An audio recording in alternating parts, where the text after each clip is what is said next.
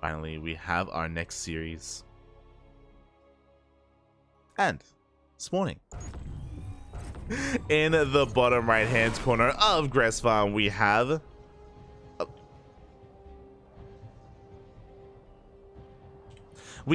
our South Korean Protoss player, currently teamless.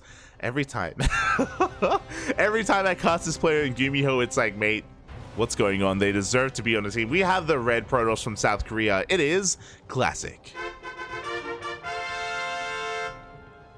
And this morning, in the top left-hand corner of Grass Farm, we have his opponent. We have the Canadian Zerg player representing Shopify Rebellion. It is Scarlett.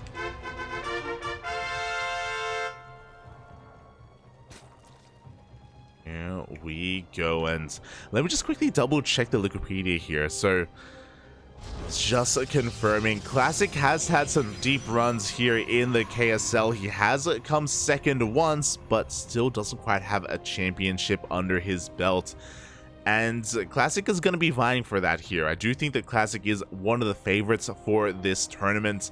He has been on the rise the entire year. We talk about this every time we cast Classic, whether it's in KSL, ESL Americas, or ESL Asia.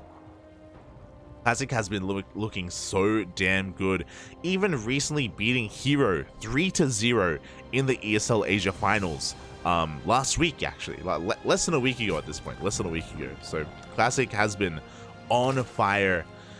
Oh boy. And because of that, it's going to be on Scarlett to rise to the challenge here and bring him down. We saw her excel against Ranger earlier, and she's warmed up as a result. But this is not going to be an easy series. Not going to be easy at all. I'm also a little bit sad. Because initially, for those who don't know, Classic was on Mystery Gaming. Classic got picked up by Mystery Gaming for WTL, but Mystery Gaming didn't qualify for World Team League, which was really surprising. Mystery Gaming had a really, really strong roster going into the qualifiers, and there were some insane upsets. Check out our YouTube. Check out our VODs, because we did cast the qualifiers, and for Mystery Gaming to go down, it was a really shocking result, really shocking. And because they didn't make it into WTL, Mystery Gaming, they let go of a bunch of players, right? Because they signed Classic specifically for World Team League. So because of that, I think a lot of people, myself included, assumed that one of the other World Team League teams would pick Classic up, because he's a free agent, and teams are allowed to, update their rosters and pick up other players and switch players and stuff like that. There is a cooldown period. There's a 2-week cooldown period for picking up players. So because of that, I've been waiting. I've been patiently waiting, and we're in week 3 of WTL. Oh my god, this is getting some drone kills. But we're in week 3 of WTL, and Classic wasn't picked up. I was so sure that he would be. I was certain that he was going to be picked up by like Abydos, or I don't know, Starlight Twinkle, or one of the other teams that could maybe do with a stronger player like this. But no, either no one reached out, or maybe they didn't offer Classic enough. It's hard to say. But yeah, really surprising that both Classic and Gumiho weren't picked up for World Team League and are going to be teamless as a result. It's such a shame, because they're both world-class players. Like, they're both so damn good, and some of the best Terran and Protoss in the world. And obviously they're still competing. Like, they're both here in KSL. They're still competing in individual leagues, but they're not getting exactly the same support as other players. But that's like all the more reason for both of them to hyper focus on things like Kung Fu Cup and ESL Asia, ESL Americas, KSL. All these weekly tournaments are that much more impactful and that much more important for these guys, because they're not salaried. They're not salaried like some of these other players on teams. So let's see how they do us. Oh my god. After that little rant, we do see both Oracles diving into the third base to get 6 drone kills, but they both go down. So a bit of an overextension here from Classic. It was a lot of worker kills, but losing Oracles this early on is just typically not worth it. At the same time, the Adepts, they shade into the natural base. Oh, the Lings were not quite in position. More drones are going down. Again, a lot of really nice economic damage. But if I'm not mistaken, I believe we have reset the Oracle count. Oh my god. Oh, but once again, we don't have enough Lings, and even more drones are going down. 13, 14, 15 drones in total. Basically, an entire mineral line goes down, and we can afford to throw away Adepts here. Adepts, they do lose value over time. So a great amount of damage done here by Classic. Scarlett punished a little bit for skipping out on those Lings. Now that she was forced to make some Lings, she's going to be going for a bit of a counterattack. She has to do some counter harassment across the map, but back at home, Classic has some great positioning with his Stalkers, has a shield battery on the way, a pylon. The SimCity is looking good, but despite that, oh, Scarlett does get 1, 2 probes. Can we get a third? 2 probes. It's something. It is something, but alas, we did spend a lot of Lings there to try and get that. Ay. From here, Classic is transitioning into a Twilight Council, into a Forge. +1 and Blink are on the way. Pretty solid setup overall here. We're actually going to be going for a more tech-heavy style of follow-up. So Classic is going to be going for his second Robo and a Robotic Space. So essentially, Classic is going to be skipping out on some Warpins, is going to be focusing a lot more on teching up and getting into double Colossus production. This is a really risky move. He's moving out, and there is no Prism, there's no Oracles to support, there's no Prism to reinforce. These Stalkers are looking very exposed, but he really wants to force a cancel or even a kill in this hatchery. +1 just finished up. We're reinforcing it with another 4 of these Stalkers. He gets the hatchery. Oh my god. And the Ling count is not high enough to really punish this in Classic. This is already well worth it. I think he's overstaying his welcome. I think we should just leave because we have a massive swell of Lings here for Scarlett. So Classic has to be very careful not to lose too much. As back at home, there's nothing else. There is no other army, no other army units. Stalkers, though, they're going to be rotating over towards the 4th base. At the same time, Lings do go for a counterattack. They do go for a Ling Flood. But the SimCity, again, is looking a little bit too good. And in a couple of seconds, we will have those Colossi.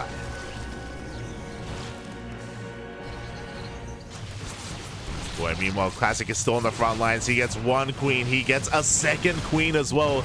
The Lings do finally turn back around, but Classic is going to be making use of the terrain here, reducing the surface area, and blinks down to the low ground.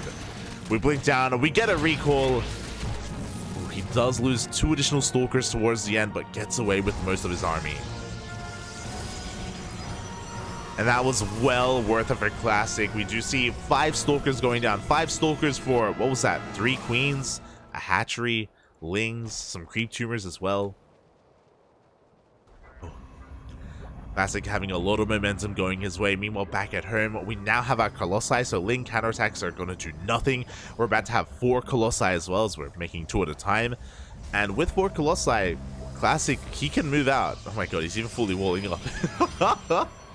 The SimCity, Papi, Jesus.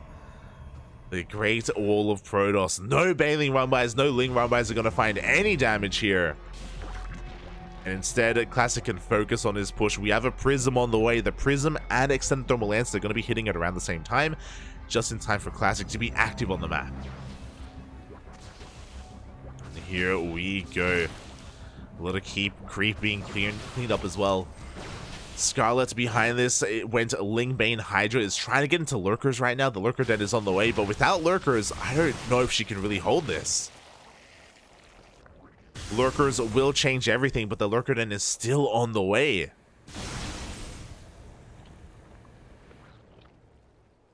Here we go. Classic is going to be sharking around, just clearing up creep, giving Scarlett some time here to rebuild her army and morph in some Banelings. Scarlett getting ready here to push down the ramp. The boys are being pulled. We're pulling everything right now. We're getting on top of the Colossi. Oh, the Prism is a little bit too far back to Micro as well. 1 Colossus does go down.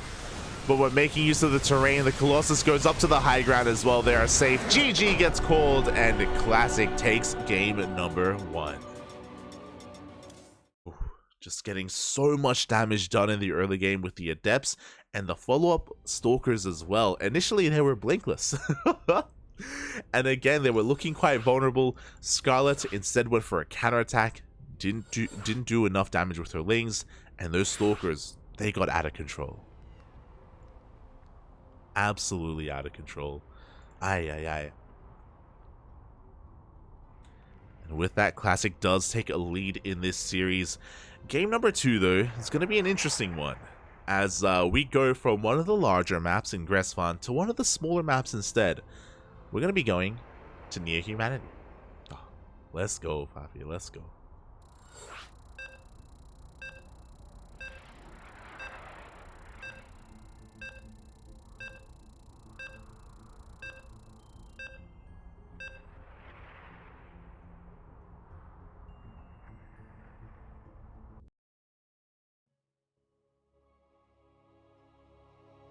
Smallest map in the map pool, and we can see a lot of different things here on this map from both players, from both the Protoss and the Zerg.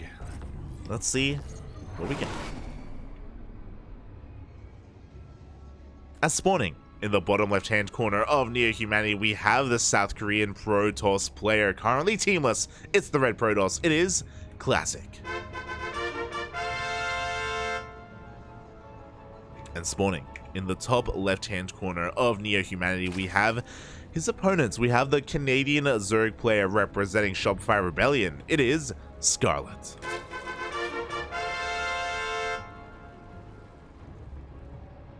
Oh boy, so we've been seeing a lot of different things here in ZvP on Near Humanity when it comes to the different strategies. I think a big one is, of course, rushing into Hive Tech. There's been a lot of greedy play from Protoss players, like rushing into their third bases, rushing into their fourth bases as well, off of a very low gateway count, just because you can get away with it. The style that I'm talking about is basically what we saw last game. You know, last game, Classic was intentionally skipping warp-ins. He was staying on a lower gateway count so he can get into faster Colossus production, right? And eventually into his fourth base. And that's the kind of thing that we've been seeing a lot of here on Near Humanity as well. And you can kind of take different approaches to it. We have seen Dark's response to be insanely greedy, get 4 bases, get 5 bases, and get up to 80 drones as soon as possible. And I think Scarlett was trying to do that herself. The problem was that, again, Classic was just being so cavalier with his army, so tenacious with his Blink Stalkers, despite not having a Prism or a Proxy Pylon or Oracles to support. Like, Classic defied logic, you know? What Classic did last game was illegal. Typically, the Zerg player is going to be safe here without any Oracles, without any Prism to worry about. So because of that, Scarlett did kind of skip out on her army, was focusing on droning, and then suddenly she was caught off guard by these Stalkers of Classic.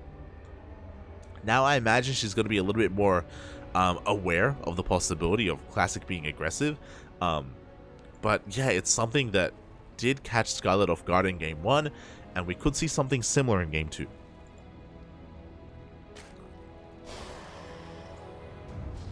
Go, as Classic is once again going to be going for that Stargate opener, to be expected. Again, everything's looking quite normal from the side of the Protoss. Meanwhile, from the side of the Zerg, likewise, Hatch Gas Pool. The Unnatural Natural was taken. Classic just being a little bit extra annoying here, delaying that hatchery for a couple more seconds where it does get thrown down.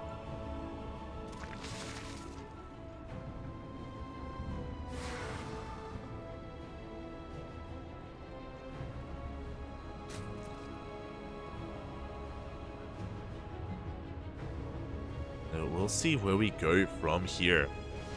Just gonna get some scanning information here from Classic. Just the first Adept moving out, staying here in between the bases, looking to catch any transferring workers, but again, Scarlett is too good for that.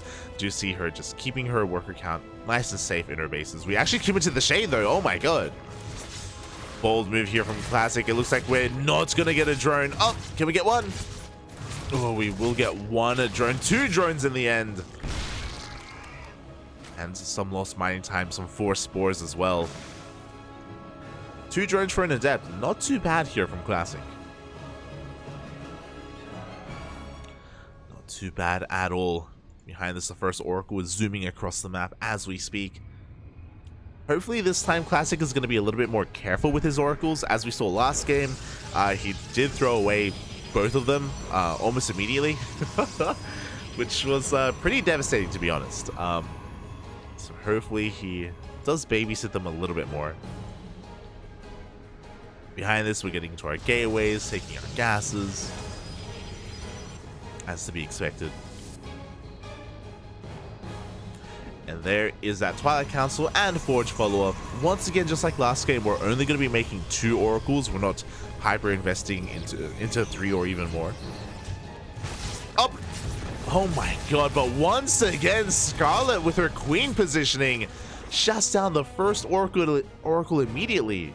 Only gets 2 drone kills. Oh my god. Something that I just really wasn't expecting. Look, we were just talking about it. I'm like, Classic, you gotta take care of your oracles. Then immediately he just sends it into queens. Ay. Not like this, Papi. Not like this. Ugh.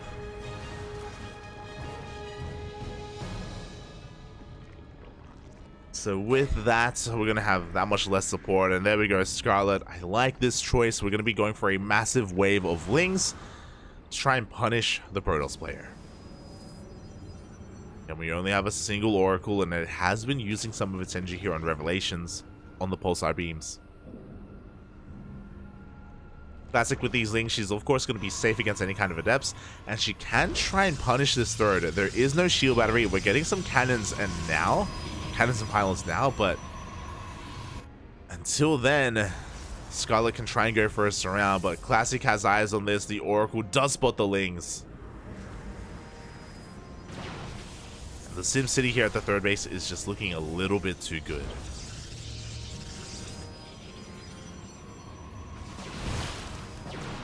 Scarlett was looking for a way in, but alas, behind this, Scarlett is forced to drone. We have our 4th base on the way. Roach Warren as well, +1 melee. Everything we typically do expect here to get into the mid-game of ZvP. Classic is going to be pushing forward here, looking to punish that 4th. These Lings are not going to be enough to defend. The Queens are being brought forward as well, but I'm getting a little bit of deja vu here. We've been here before. That hatchery getting dangerously low.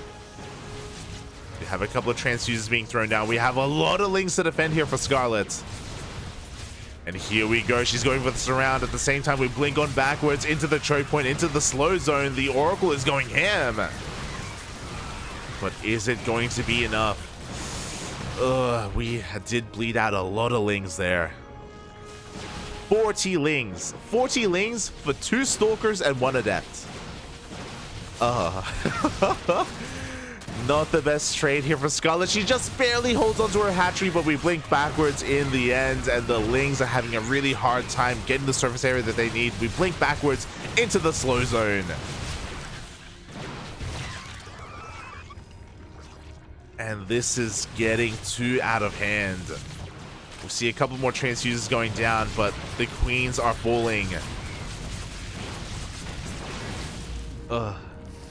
Behind this, Classic's got his own 4th on the way. Templar Archives for those Archons.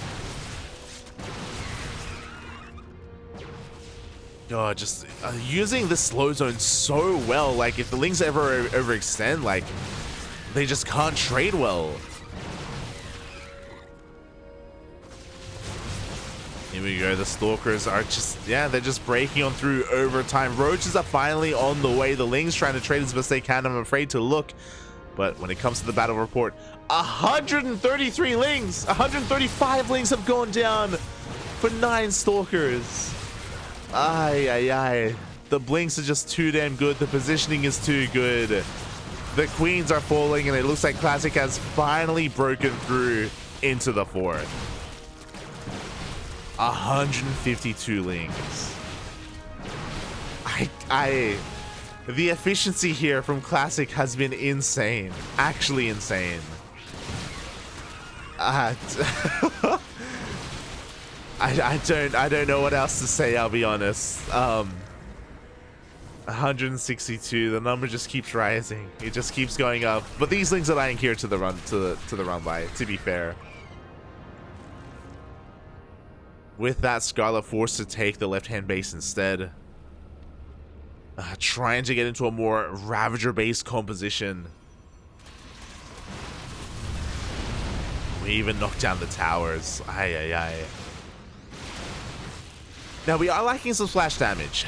We are missing that from Classic. We do have Storm on the way, but it still needs a little bit more time to finally finish up. Meanwhile, the High Templar are already gathering up that energy. And this army, with the power of Storm, mate. I do think that Scarlett has already just been bleeding out far too much. I do have a bit of a ling run by being set up, but this is what I'm talking about. Like, the SimCity is just too damn good. Protoss players have gotten so good at just walling off as efficiently as possible with their buildings, with their gateways. Lings, they come in from behind. The storms do rain down upon the Ravagers. GG gets called, and Classic will take the 2-0.